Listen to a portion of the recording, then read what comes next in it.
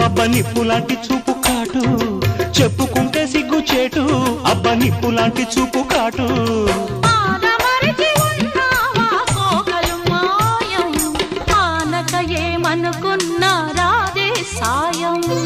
మగడు లేని వేళ తుమ్మెదా వచ్చి మొగమాట పెడతాడే తుమ్మెదా